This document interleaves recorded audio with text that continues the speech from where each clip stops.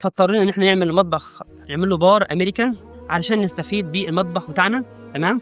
عملنا حمام برضو في مساحه مش كبيره بسبب ان المساحه هنا صغيره جدا. اقترحنا على العميل ان احنا نعمل البلكونه ندخلها معانا في الغرف. هنا البلكونه هنا ده الليفنج. البلكونه طبعا هنا عملنا البلكونه خاصه بالليفنج فقط لا غير، لكن استفدنا بالمساحه بتاعت البلكونه ودخلناها معانا في الغرفه. السلام عليكم ورحمه الله وبركاته. معكم مهندس ابراهيم من شركه المعمار الذهبي.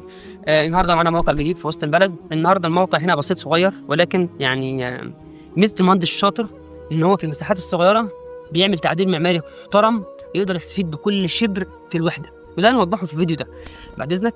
هنا عندنا اول ما دخلنا المساحه صغيره جدا، فاضطرينا ان احنا نعمل المطبخ نعمل له بار امريكان علشان نستفيد بالمطبخ بتاعنا. تمام. فاحنا اصلا رحلنا البار شويه عشان نعمل مطبخ امريكان.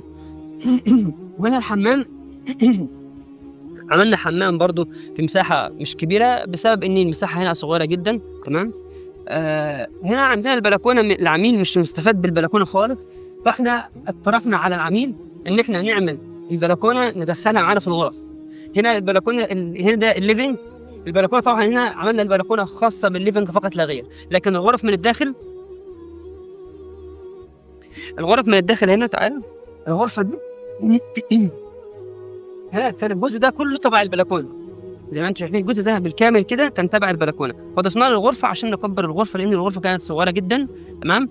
والغرفه الثانيه برضو كذلك عملنا نفس النظام.